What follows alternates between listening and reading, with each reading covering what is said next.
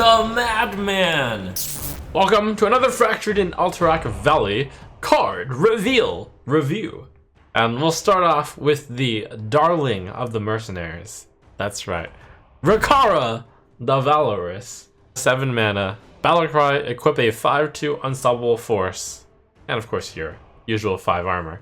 You've got the Mirror to Cariel's 2/5 immovable object. It's the 5/2 Unstoppable Force. Fun fact, in World of Warcraft Alterac Valley, I know because I was there, you could in fact buy the Unstoppable Force and the immovable object. After you attack a minion, smash it into the enemy hero. That's kind of cool. The way that I read that is you hit the enemy minion, and then the minions hits the enemy hero with whatever attack power it has. The hero power becomes Grand Slam. 2 mana, deal 2 damage, honorable kill, gain 4 armor.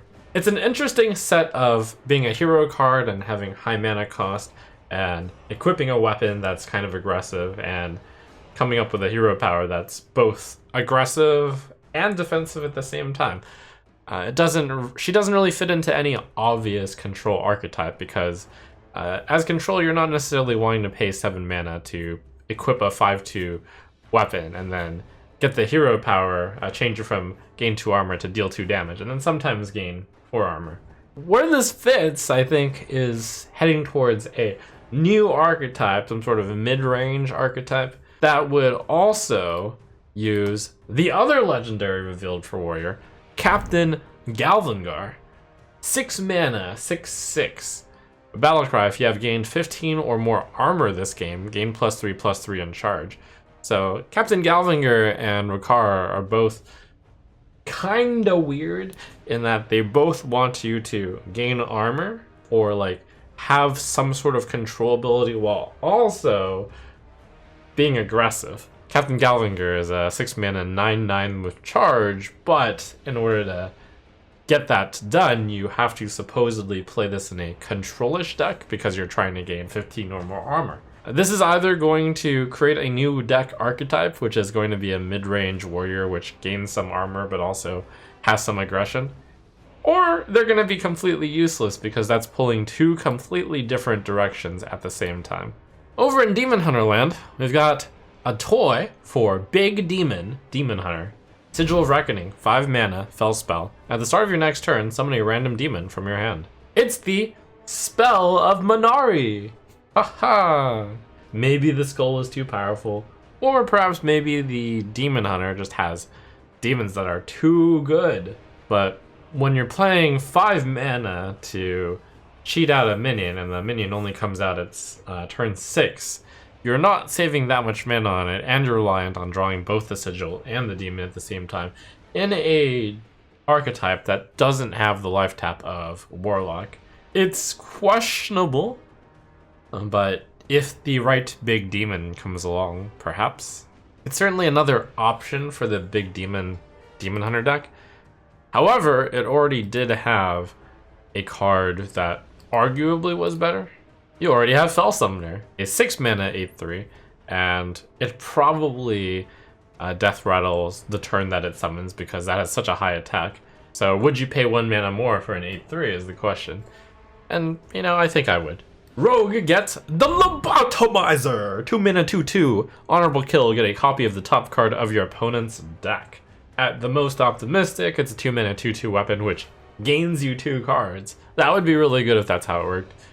The more realistic thing is honorable kill maybe gets you 1 card, so maybe on average you get 1 card out of it, and then it's a 2 mana 2/2, get a random card. And then it's like, not sure about that one. And there's also the pessimist side, which is, wow, honorable killing is so hard, maybe I'll never get it done, maybe it's just a 2 mana 2/2 weapon. I'm a rogue, I can just press the button and get a 2 mana 1/2 weapon. So this card's goodness really depends on 2 things. One, are there enough targets out there in the early game that will take exactly 2 damage to kill the Lobotomizer? 2, is Value Rogue going to be a real deck? And you know me, every so often I proclaim, this is it, this is the start of Value Rogue. I don't think this is going to be the season of Value Rogue. With the exception that maybe Death Rattle Rogue will be a value deck, but that'll be because it synergizes with Death Rattle cards, as opposed to just collecting value for value's sake. Alright, in Priest, we've got Najak Hexxen. 4 mana 1/4, Battlecry, take control of an enemy minion. Death Rattle, give the minion back. It's 4 mana Mind Control, which comes with a 1/4. Wow, especially good if you get a Rush card, because then you can actually trade with the Rush card before Najak Hexxen gets inevitably killed, since it's a 4 mana 1/4. Some people have said, hey, I mean, if they kill Hexxen, then that minion basically was frozen. And that's true. You could see this as a 4 mana 1/4, which freezes a minion, which would be terrible. Now, the interesting thing is you can get around the Death Rattle by 2 ways. 1, you can silence Najak. 2, you can bounce Najak. These both seem like incredibly complicated processes, which doesn't seem like it'll work out well. Especially since there's going to be a number of decks which don't have a really good minion for you to steal. And we have Xyrella the Devout, the hero card for Priest. 8 mana, Battlecry, trigger the Death Rattle of every friendly minion that died this game. This is the big enabler for your Death Rattle Priest deck. The hero powers that Xyrella changes to are Holy Touch, which I believe is what she'll always start with. Restore 5 health. Nice. And then Void Spike after you use Holy Touch. Deal 5 damage, flip each turn. And I don't believe you actually have to use the button for it to flip. But yeah, this is the topper on a Death Rattle Priest, and that's certainly a lot of value gained. The question is, will a slow Death Rattle deck be any good? I can definitely conceivably see where slow Death Rattle decks perform decently against aggressive decks, and they might have enough threats out there, especially with the tradable Death Rattle Resurrect thing from the mini set, that perhaps that could be an archetype that would outvalue a number of value decks as well. Where these Death Rattle decks are going to run into trouble is that they don't put on enough pressure to stop a combo deck. So if there were a combo deck running around that were just dealing a lot of damage out of thin air, that deck would probably keep the Xyrella Death Rattle deck away from the meta. Over in Hunter, we got Spring the Trap. 4 mana, deal 3 damage to a minion, and cast a secret from your deck. Honorable kill, cast 2. That's definitely a lot of value if you actually manage to honorable kill with it. So all the cool secret synergy is all coming together. These are all fine cards. We just need some good secrets, so awaiting to see Hunter's brilliant new secret. This expansion needs to be a pretty good one, because the current ones aren't really enough good to justify running a secret hunter. I almost wanted to save this at the end for a gag, but hey, Cheaty Snobold from Shaman. 3 mana 3/4. After an enemy is frozen, deal 3 damage to it.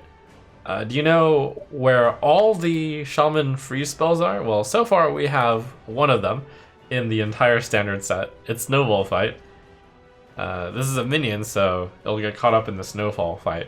But Baron Glacier and Cheaty Snobold, they're ready to come up with what looks like it's going to be some sort of mid-rangey / tempo-y freeze deck, which puts out Cheaty Snobold and casts a bunch of snow cards, elemental frost cards rather, and then plays Brucon for some sort of tempo. Seems unlikely, but we'll keep an eye on the Shaman frost spells that are going to be coming out inevitably. And last, and certainly not least, is Mage.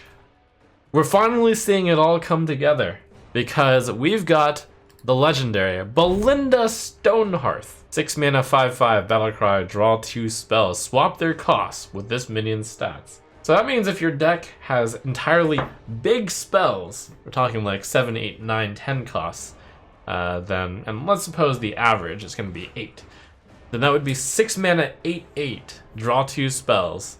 And then those 8 cost cards, 8, 9, or 10 cost cards, they only cost 5 mana to cast.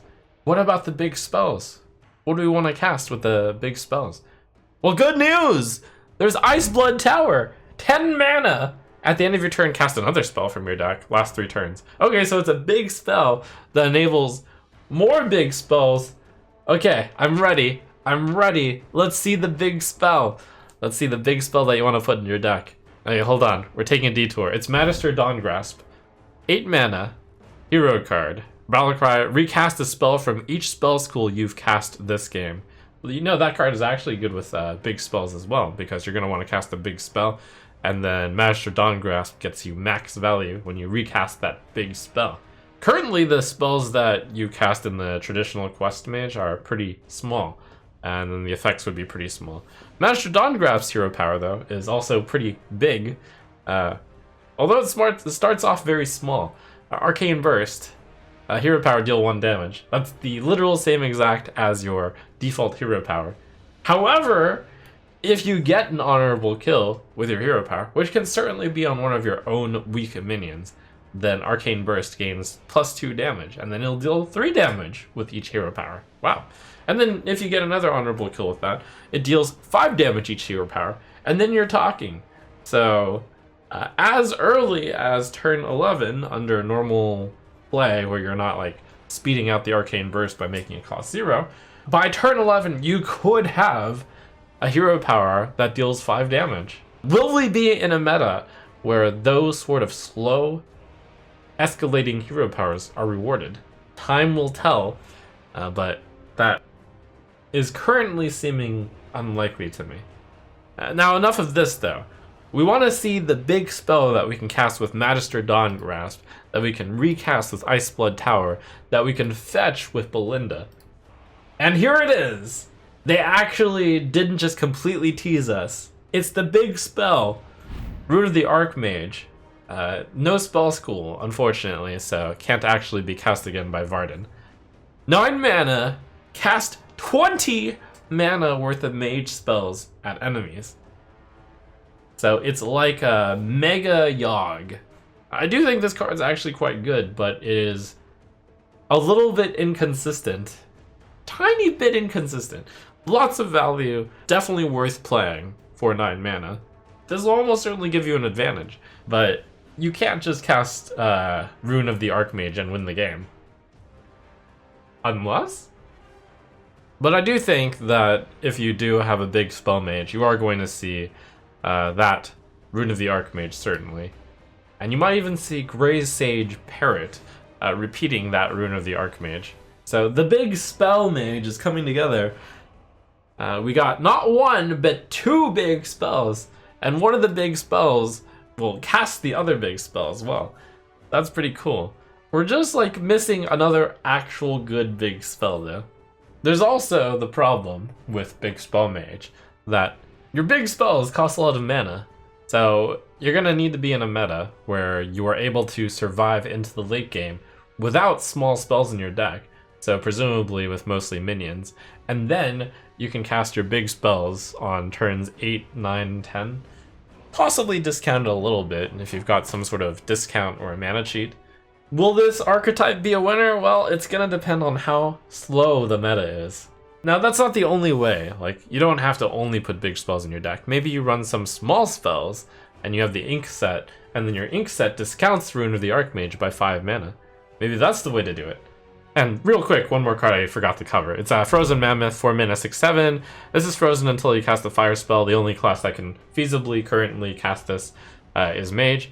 And this could actually work for the big spell Mage as well. That's why I wanted to save it for the end.